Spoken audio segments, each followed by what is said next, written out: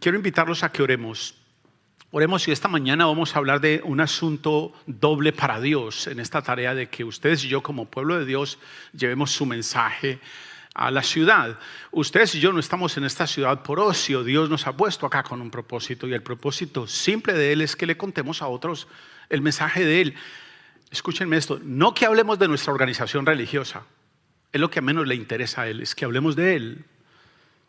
Y esta mañana vamos a hablar de un asunto doble para Dios. Pero antes quiero pedirles que me acompañen orando, por favor. Oremos juntos, pongamos este tiempo en manos de Dios y pidámosle a Él su dirección. Señor, gracias por esta mañana, gracias por el privilegio que nos da de reunirnos delante tuyo como tu pueblo, como tus hijos, a quienes tú has querido llamar para ti, a quienes tú estás transformando.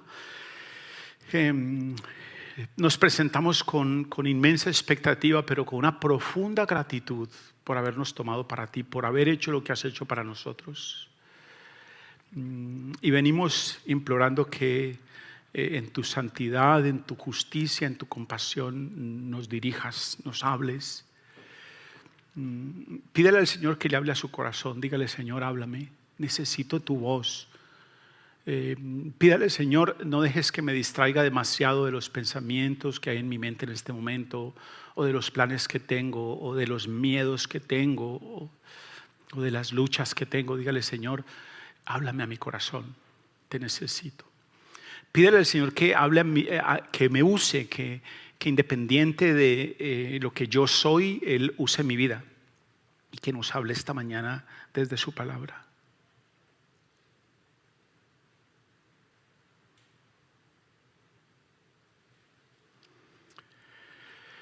Señor, juntos nos presentamos con humildad, con expectativa y gratitud. Juntos oramos en autoridad en el nombre de Cristo nuestro Señor. Amén. Una de las voces proféticas más importantes de la Escritura, bueno, no sé si eso sea correcto decirlo de esa manera. De todas maneras ya lo dije, ¿no?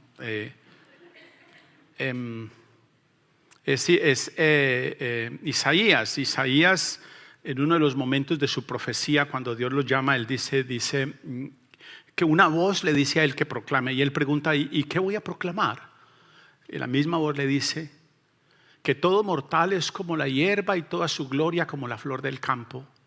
La hierba se seca, la flor se marchita, porque el aliento del Señor sopla sobre ella. Y dice: ciertamente el pueblo es hierba. La hierba se seca, la flor se marchita, pero la palabra del Señor nuestro Dios permanece para siempre. Y eso es lo que nos proponemos, que ustedes y yo escuchemos desde la Escritura qué es lo que Él tiene para nosotros. Voy a leer esta mañana un pasaje que está en Isaías capítulo 41. Vamos a leer de los versículos 1 hasta el 24. Escuchen lo que el Señor está diciendo a su pueblo. Dice: callen en mi presencia costas lejanas, naciones renueven sus fuerzas, acérquense y hablen, reunámonos para juicio. ¿Quién ha hecho venir del oriente a aquel que siempre sale victorioso? Pone a las naciones en sus manos, ante él los reyes se rinden. Con su espada los vuelve polvo, con su arco los dispersa como paja. Con paso firme los persigue por una senda que nunca antes pisó. ¿Quién realizó esto? ¿Quién lo hizo posible? ¿Quién llamó a las generaciones desde el principio? Yo, el Señor, soy el primero y seré el mismo hasta el fin. Lo han visto las costas lejanas y temen. Tiemblan los confines de la tierra. Ya se acerca, ya viene. Cada uno ayuda a su compañero y le infunde aliento a su hermano. El artesano anima al joyero, y el que aplanca con el martillo le dice al que golpea el yunque: es buena la soldadura. Luego asegura el ídolo con clavos para que no tambalee. Pero tú, pueblo mío, tú, Israel, mi siervo, tú, Jacob, a quien he escogido, simiente de Abraham, mi amigo, te tomé de los confines de la tierra, te llamé de los rincones más remotos y te dije: tú eres mi siervo, yo te escogí, no te rechacé. Así que no temas, porque yo estoy contigo. No te angusties, porque yo soy tu Dios. Te fortaleceré y te ayudaré. Te sostendré con mi diestra victoriosa. Todos los que se enardecen contra ti sin duda serán avergonzados y humillados. Los que se te oponen serán como nada, como si no existieran. Aunque busques a tus enemigos, no los encontrarás. Los que te hacen la guerra serán como nada, como si ni existieran. Porque yo soy el Señor tu Dios, que sostiene tu mano derecha. Yo soy quien te dice: no temas, yo te ayudaré. No temas, gusano de Jacob, pequeño Israel, afirma el Señor, porque yo mismo te ayudaré. El Santo de Israel es tu Redentor. Te convertiré en una trilladora nueva y afilada, de doble filo. Trillarás a las naciones y las harás polvo. Convertirás en paja las colinas, las aventarás y se las llevará el viento. Un vendaval las dispersará. Pero tú te alegrarás en el Señor, te gloriarás en el Santo de Israel. Los pobres y los necesitados buscan agua, pero no la encuentran. La sed les ha resecado la garganta. Pero yo, el Señor, les responderé. Yo, el Dios de Israel, no los abandonaré. Haré brotar ríos en las áridas cumbres y manantiales entre los valles. Transformaré en el desierto en estanques de aguas y el sequedal en manantiales. Plantaré en el desierto cedros, acacias, mirtos y olivos. En áridas tierras plantaré cipreses junto con pinos y abetos, para que la gente vea y sepa y considere y entienda que la mano del Señor ha hecho esto, que el Santo de Israel lo ha creado. Y luego en ese mismo mensaje profético se dirige a las demás naciones y les dice lo siguiente, versículo 21. Expongan su caso, dice el Señor, presenten sus pruebas, demanda el rey de Jacob. Acérquense y anuncien lo que ha de suceder y cómo fueron las cosas pasadas, para que las consideremos y conozcamos su desenlace. Cuéntenos lo que está por venir.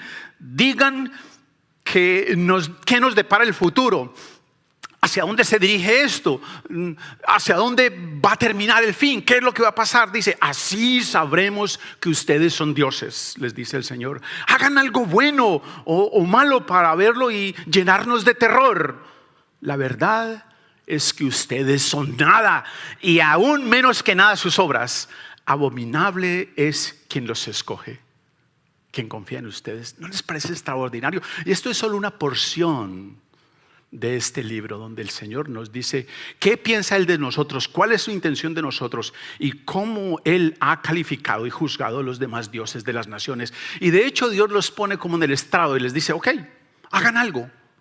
Díganme hacia dónde se dirige de esto, hacia dónde vamos, cuál será el fin, quién será el que saldrá victorioso de este proceso de la humanidad.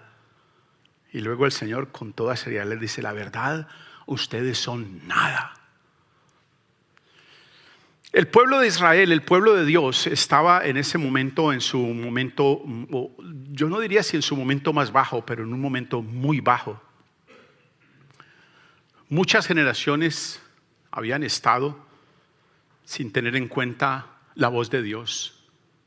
Décadas tras década, el pueblo de Dios había pasado revelándose y de manera recurrente a la palabra de Dios, a los pactos de Dios, a las leyes de Dios. De modo que Dios interviene y Dios envía a los babilonios, quienes destruyen a Jerusalén, queman el templo y se llevan a la mayoría del pueblo cautivo. Ya han pasado 2 generaciones de esta esclavitud, de este exilio. Han perdido toda esperanza, no ven salida. Ya incluso han nacido hijos en esta cautividad. Pero Dios nuevamente interviene. Dios es nuevamente quien toma la iniciativa. No es el pueblo el que busca a Dios. Dios los libera de la esclavitud. Dios envía en los capítulos 40 a 55 o algo más de Isaías un mensaje extraordinario, asombroso, de gracia, de compasión, donde Él va a continuar su promesa de bendecir a todas las familias de la tierra, de llevar su mensaje a la ciudad del hombre, al corazón del hombre. Pero Dios tiene dos asuntos por resolver acá. El primer asunto que Dios tiene que resolver acá es la ignorancia de las naciones. En la antigüedad se creía que los dioses de las naciones poderosas eran mucho más grandes y poderosos que las naciones pequeñas que ellos conquistaban. Entonces la presunción acá era que si el pueblo de Dios había sido tomado y había sido derrotado, entonces Dios había sido derrotado. Dios no tenía el poder que decía. Quienes de ustedes les gusta leer la Biblia, y los animo a que lean la Escritura, hay un episodio interesante en el libro de Crónicas, en el segundo libro de Crónicas, en el capítulo 32. Un rey, el rey Sennacherib, viene destruyendo pueblos, conquistando pueblos, y llega al pueblo de Dios, cerca de la ciudad de Jerusalén. Y entonces manda a uno de sus voceros y les dice: ¿ustedes qué piensan? ¿Que Dios los va a proteger a ustedes? Miren lo que nosotros hemos hecho con los dioses de esta nación, de esta otra nación, de esta otra nación. Los hemos aplastado. ¿Piensan ustedes que Dios los va a proteger a ustedes? Y lo que nos dice Isaías es que Dios es el único Dios vivo y soberano que tiene control y poder para tomar a su pueblo y llevarlo al exilio, y tiene control y poder para sacar a su pueblo del exilio. Dios es el único Dios con esta capacidad. En última instancia, lo que Dios les dice, Dios deja absolutamente claro que los dioses de las naciones son inútiles. Que los dioses que hemos construido son inútiles para hacer algo bueno o malo. Y Dios deja claro que los dioses de las naciones, lo que ustedes y yo hemos construido, no tienen absolutamente ningún poder para llevar a cabo la soberana salvación, la poderosa salvación que Dios está a punto de realizar. Me encanta como lo pone el profeta, me encanta como el Señor habla al profeta en los versículos 21 al 22. Expongan su caso, dice el Señor, presenten sus pruebas, demanda el rey de Jacob. Acérquense y anuncien lo que va a suceder y cómo fueron las cosas del pasado, para que las consideremos y conozcamos su desenlace. Cuéntenos lo que está por venir. Digan qué nos depara el futuro. Así sabremos que ustedes son dioses. Hagan algo bueno o algo malo para verlo y llenarnos de terror. La verdad, les dice el Señor, ustedes son nada, le dice Dios a los dioses, y aún menos que nada son sus obras. Luego el Señor remata: abominable es quien los escoge. Es una abominación para Dios el hecho de que usted y yo rindamos nuestras vidas a otros dioses que no sean Él.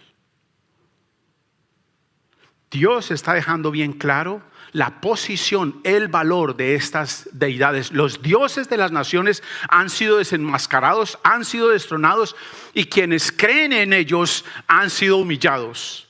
Si usted lee el libro de Isaías, de los capítulos 46 y 47, habla de estos dioses de las naciones y cómo han sido literalmente molidos por el poder de Dios. Las naciones necesitaban entonces ver y escuchar la verdad, pero la pregunta ahora es: ¿y cómo? ¿Cómo es que las naciones se van a enterar de la verdad? Bien, desde la antigüedad Dios había dejado claro que la única forma como las naciones llegarían a entender su poder y su mensaje era a través de su pueblo. Dios había dejado clara su intención de bendecir a todas las naciones, de bendecir a toda carne. Mire, tomemos dos pasajes de allí mismo de Isaías. Acompáñeme por favor, Isaías 45. Dice así: entonces se revelará la gloria del Señor y la verá toda la humanidad. El Señor mismo lo ha dicho. Y mire lo que dice allí mismo Isaías 45, versículos 20 al 25. Acompáñeme por favor. Dice así: reúnanme, fugitivos de las naciones, congréguense y vengan. Ignorantes son los que cargan ídolos de madera y oran a dioses que no pueden salvar. Declaren y presenten sus pruebas, deliberen juntos. ¿Quién predijo esto hace tiempo? ¿Quién lo declaró desde tiempos antiguos? ¿Acaso no lo hice yo, el Señor? Fuera de mí no hay otro Dios, Dios justo y salvador. No hay ningún otro fuera de mí. Vuelvan a mí y sean salvos todos los confines de la tierra, porque yo soy Dios y no hay ningún otro. He jurado por mí mismo con integridad y he pronunciado una palabra irrevocable. Ante mí se doblará toda rodilla y por mí jurará toda lengua. Ellos dirán de mí: solo en el Señor está la justicia del poder. Todos los que contra Él se enfurecieron, ante Él comparecerán y quedarán avergonzados. pero toda la descendencia de Israel será vindicada y exaltada en el nombre del Señor. No podía ser más claro el mensaje. Como Dios llevaría este mensaje a las naciones, sería a través de su pueblo. Su nombre se daría a conocer a las naciones, a todas las naciones del mundo, para maldición o bendición, para condenación o salvación, para juicio o gobierno de los que creyeran o no creyeran. Pero para ello era que Dios había llamado a su pueblo, solamente a través de su pueblo. Y es interesante porque Dios podía haber hecho esto de manera mágica, pero ha decidido usarnos a nosotros. Ha decidido que ustedes y yo participemos en este proceso. Mire lo que dice Isaías capítulo 49, versículos 6 al 7. Acompáñeme, por favor. Dice así la escritura: no es gran cosa que seas mi siervo, ni que restaures las tribus de Jacob, ni que hagas volver a Israel, a quien he preservado. Yo te pongo ahora como luz para las naciones. Miren la función suya y mía, a fin de que lleves mi salvación hasta los confines de la tierra. Así dice el Señor. Dije que íbamos a leer los versículos 6 hasta el 7. ¿sí? Así dice el Señor, el Redentor y Santo de Israel, al despreciado y aborrecido por las naciones, al siervo de los gobernantes. Los reyes te verán y se pondrán de pie, los príncipes te verán y se inclinarán por causa del Señor, el Santo de Israel, que es fiel y te ha recogido. Es la forma como Dios ahora está dándose a conocer. Ustedes y yo, Dios podía hacerlo a través de hechos extraordinarios y momentos extraordinarios, pero ha decidido que usted y yo participemos. Que ustedes y yo somos sus testigos. Ustedes y yo somos sus mensajeros. ¿Recuerdan cómo lo pone Jesús en el capítulo 28 de Mateo? Un versículo muy conocido por la mayoría de nosotros y que hemos discutido algunas veces. Versículo 19 al 20, capítulo 28 de Mateo, versículo 19 al 20 dice: por tanto, vayan y hagan discípulos a todas las naciones, bautizándolos en el nombre del Padre y del Hijo y del Espíritu Santo, enseñándoles a obedecer todas las cosas que les he mandado a ustedes, y les aseguro, dice el Señor, que estaré con ustedes siempre hasta el fin del mundo. Es bien clara en la escritura la tarea y la función nuestra, hacia dónde es que Él quiere que nos dirijamos. Luego, más adelante, si ustedes recuerdan, en el capítulo 8, otras veces interviene Dios para recordarnos al pueblo de Dios, a su pueblo, a ustedes, a mí, cuál es nuestra tarea, hacia dónde nos dirigimos. Hechos capítulo 1, versículo 8: pero cuando venga el Espíritu Santo sobre ustedes, recibirán poder para ser mis testigos, tanto en Jerusalén como en toda Judea, en Samaria y hasta los confines de la tierra. Es un llamado privilegiado, es un llamado extraordinario al que ustedes y yo hemos sido invitados a participar con Dios de la misión de Él, que Él ha establecido a largo plazo, desde que Dios le prometió a Abraham bendecir a todas las familias de la tierra. Pero esta función parecía que estaba frenada, parecía que había fracasado. El pueblo de Dios no mostraba ninguna diferencia, y hoy en día uno de los mayores datos estadísticos en aquellos que les gustan las estadísticas y sobre todo que observan la conducta del pueblo cristiano, encuentran exactamente lo mismo que estaba pasando allá. No hay mayor diferencia entre el pueblo de Dios y las demás naciones de la tierra. De modo que este era el otro asunto que Dios tenía que resolver. El primer asunto para Dios era la ignorancia de las naciones. Las naciones estaban rendidos a otros dioses. Pero ahora el segundo asunto que Dios tenía que resolver era la ceguera de su pueblo. Su propio pueblo se había enceguecido, su propio pueblo no había visto. Y quiero animarlos a que consideremos dos pasajes más de Isaías. Isaías capítulo 42, versículo 1 hasta el 9 y luego versículo 18 al 25. Dice así: este es mi siervo a quien sostengo, mi escogido en quien me deleito, sobre él he puesto mi espíritu, y llevará justicia a las naciones. No clamará ni gritará, ni alzará su voz por las calles. No acabará de romper la caña quebrada, ni apagará la mecha que apenas arde. Con fidelidad hará justicia, No vacilará ni se desanimará hasta limpiar la justicia de la tierra, hasta implantar justicia en la tierra. Las costas lejanas esperan su ley. Así dice Dios, el Señor, el que creó y desplegó los cielos, el que expandió la tierra y todo lo que ella produce, el que da aliento al pueblo al pueblo que la habita, y vida a los que en ella se mueven. Yo, el Señor, te he llamado en justicia, te he tomado de la mano, te formé. Yo te constituí como pacto para el pueblo, como luz para las naciones, para abrir los ojos de los ciegos, para librar de la cárcel a los presos y del calabozo a los que estaban en tinieblas. Yo, el Señor, ese es mi nombre. No entrego a otro mi gloria ni mi alabanza a los ídolos. Las cosas pasadas se cumplieron y ahora anuncio cosas nuevas. Las anuncio antes que sucedan. Luego saltemos al versículo 18, dice: sordos escuchen, ciegos fíjense bien. ¿Quién es más ciego que mi siervo y más sordo que mi mensajero? ¿Quién es más ciego que mi enviado y más ciego que el siervo del Señor? Tú has visto muchas cosas, pero las has captado. Tienen abiertos los ojos, pero no las has captado. Tienen abiertos los ojos, pero no oyen nada. Le agradó al Señor, por amor a su justicia, hacer su ley grande y gloriosa. Pero este es un pueblo saqueado y despojado, todos atrapados en cuevas, encerrados en cárceles, son saqueados y nadie los libera, son despojados y nadie reclama. ¿Quién de ustedes escuchará esto y presentará atención ante el futuro? ¿Quién entregó a Jacob para el despojo, a Israel para el saqueo? ¿No es acaso el Señor a quien su pueblo ha ofendido? No siguió sus caminos ni obedeció su ley. Por eso el Señor derramó sobre él su ardiente ira y el furor de la guerra. Lo envolvió en llamas, pero no comprendió. Lo consumió, pero no lo tomó en serio.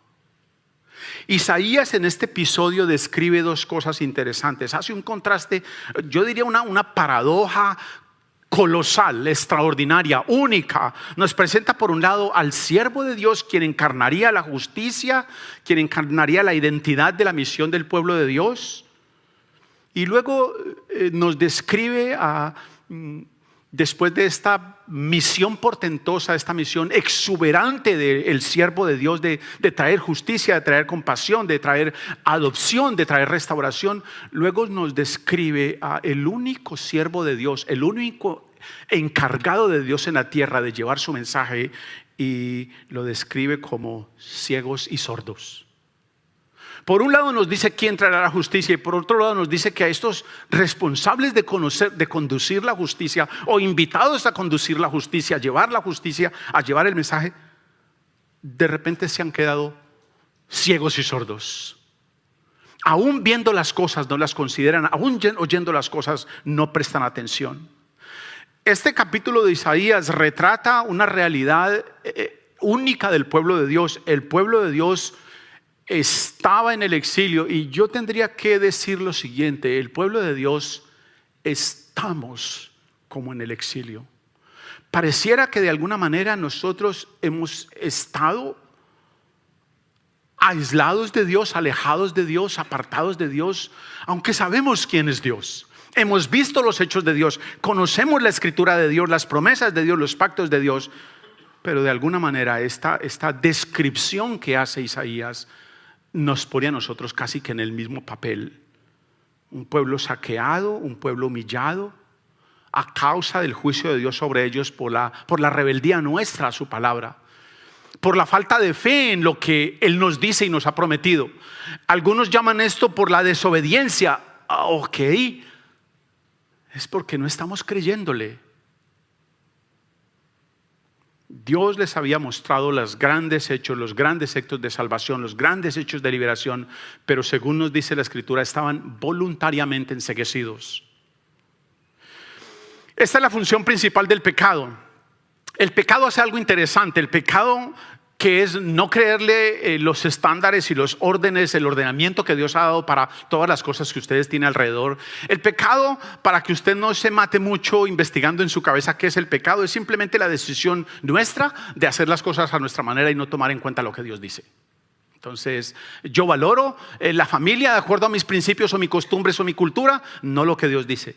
Yo valoro mi moralidad, mis inversiones, mi forma de recreación de acuerdo a como a mí me gusta, como me dicen, a lo que yo prefiero y no lo que Dios dice. Eso es el pecado. Hemos puesto a un lado lo que Dios nos dice. Y el pecado lo primero que hace es enceguecernos. La Escritura tiene razón en llamar a su pueblo ciego y sordo, porque lo primero que hace el pecado es enceguecernos. Nos encegueza de nuestro propio pecado, de que yo soy pecador. ¿Y sabe cómo lo hacemos? De una manera bien simple. Empezamos a trasladar la culpa a otros. Eso empezó en Génesis, ¿recuerdan? Donde otro es el responsable de mi pecado. Bueno, si tú no me hubieras hablado de esa manera, yo no te había contestado de esa otra. La razón por la que yo estoy así es porque tú hiciste esto. Empezamos o a trasladar el pecado a otros, la forma como me lo dijiste, lo que me dijiste, o justificamos el pecado. El cuarto oscuro, yo bien solo y la muchacha bien bonita. O minimizamos el pecado. Bueno, pero eso es que no es tan grave. Todos lo hacen. Ustedes y yo estamos siendo de manera deliberada enceguecidos por nuestro propio pecado. Dios nos ha dado su palabra. Todas estas grandes enseñanzas, todas estas extraordinarias enseñanzas reveladas para nosotros, la ley, sus pactos, sus promesas. Pero ustedes y yo, según dice la Escritura, el pueblo de Dios tenemos que decir, estamos voluntariamente enceguecidos. Voluntariamente estamos mirando en otra dirección. Estamos sordos a lo que Él nos dice. Hay mayor volumen en otras voces que nos están diciendo que el volumen que tiene la palabra de Dios en nuestras vidas. Estamos más sintonizados en estas otras voces que la sintonía que le damos a la palabra de Dios. Hace 2 semanas atrás hacíamos una evaluación acerca de lo que yo considero analfabetismo de la Escritura. El pueblo de Dios somos analfabetas de la Escritura. Dedicamos muy poquito tiempo a ella. Y es porque ahora tenemos facilidad de que alguien nos dice qué dice la Escritura. Ustedes y yo ponemos en el teléfono y alguien dice lo que dice Juan 3:16 o Hechos 4:24 y vemos todos los días un devocional diferente, lo que alguien dice. Pero ustedes y yo tenemos de alguna manera una resistencia especial hacia ir a la Escritura, un profundo analfabetismo escritural. Piensen ustedes, ¿qué sería de su vida si usted hubiera comido la misma cantidad de comida que lo que usted leyó de la Escritura? Si usted en vez de la lectura de la Escritura hubiera comido igual, o que usted dijera, solo voy a comer cada que lea la Escritura, ¿dónde estaría usted en este momento? Por lo menos habría perdido un poco de libras. O piensen si le cambiaran si el mismo tiempo que usted dedicó a la Escritura fuera el oxígeno que le entregaron a usted esta semana. ¿Dónde estaría usted? Tiene razón la Escritura al llamarnos ciegos y sordos, porque estamos en inanición espiritual por falta de alimento. Y el único alimento que nos dice la Escritura, uno de los apóstoles dice, deseen como niños recién nacidos la leche espiritual no adulterada. Vayan a la Escritura, léanla, consúmanla. Toda la predicación de los profetas había pasado desapercibida, incluso en el exilio, en lo que yo me atrevería a decir que está el pueblo de Dios hoy en este momento. Un autoexilio. Su condición no parecía cambiar. Aún en el exilio, su corazón era similar. Mire lo que dice en el capítulo 6 Isaías. Nuevamente, para mí me encanta él. Bueno, todos los otros me encantan, pero este me encanta mucho. Isaías capítulo 6, versículo 9 al 13 dice: Él dijo, ve y dile a este pueblo, oigan bien pero no entiendan, miren bien pero no perciban. Haz insensible el corazón de este pueblo, embota sus oídos y cierra sus ojos, no sea que vean con sus ojos, oigan con sus oídos, entiendan con su corazón y se conviertan y sean sanados. Entonces exclamé, ¿hasta cuándo, Señor? Y él respondió, hasta que la ciudad quede destruida y sin habitante alguno, hasta que las casas queden deshabitadas y los campos asolados en ruinas, hasta que el Señor haya enviado de lejos al todo el pueblo y el país quede en total abandono. Y si aún queda en la tierra una décima parte, esta volverá a ser devastada, pero así como al altar la encina y el roble queda parte del tronco, esa parte es la simiente santa. Aún en la misma condición de exilio, para nosotros por alguna razón resulta difícil escuchar, aprender, atender esta santa palabra de Dios. Cualquier esperanza entonces para las naciones no dependía de lo que ustedes y yo como pueblo de Dios, y en ese caso no dependía de lo que el pueblo de Dios, la habilidad natural que el pueblo de Dios tuviera para escuchar el mensaje de Dios. No depende, la esperanza de las naciones no depende de nosotros. No depende de cuán dispuestos estemos ustedes y yo para confiar en las promesas de Dios. Depende exclusivamente de la compasión y de la gracia de Dios, del amor de Dios y en su poder para transformarlos, para llamarlos, para animarlos, mediante el Espíritu Santo que obra en nuestro corazón y quiere transformar el corazón de las naciones. Y fue precisamente eso lo que Dios hizo.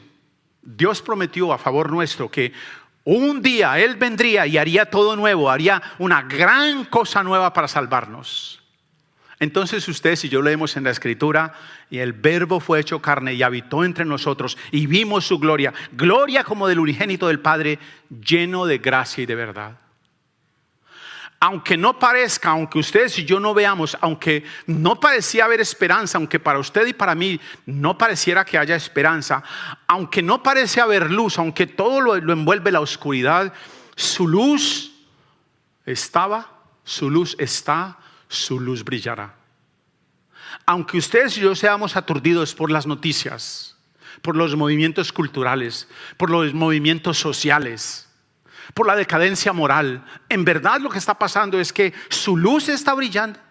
Su luz ha estado brillando y es su luz la que va a brillar. Entonces, dice la Escritura, se abrirán los ojos de los ciegos y se destaparán los oídos de los sordos.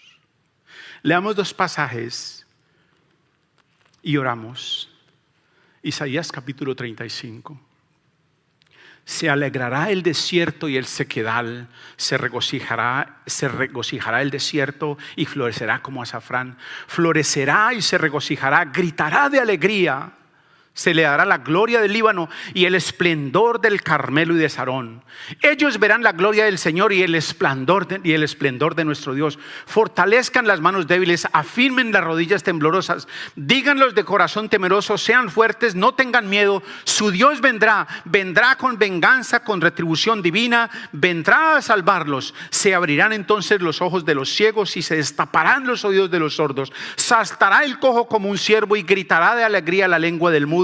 Porque aguas brotarán en el desierto y torrentes en el sequedal. La arena ardiente se convertirá en estanque, la tierra sedienta en manantiales burbujeantes. Las guaridas donde se tendían los chacales serán moradas de juncos y papiros. Habrá allí una calzada que será llamada camino de santidad. No viajará por ella los impuros, ni transitarán por ella los necios. Será solo para los que siguen el camino.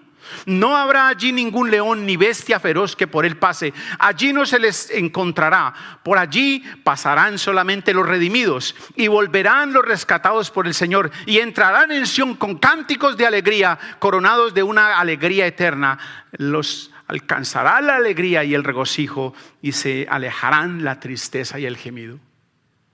Y al final de la historia, como remate al final de la historia, en Apocalipsis capítulo 21 nos dice la Escritura: escuchen, después vi el cielo una nueva tierra, porque el primero cielo y la primera tierra habían sido dejado de existir, lo mismo que el mar. Vi además la ciudad santa, la nueva Jerusalén, que bajaba de los cielos procedente de Dios, preparada como una novia hermosamente vestida para su prometido. Oí una voz potente que provenía del trono y decía: aquí entre los seres humanos está la morada de Dios. Él acampará en medio de ellos y ellos serán su pueblo. Dios mismo estará con ellos y será su Dios.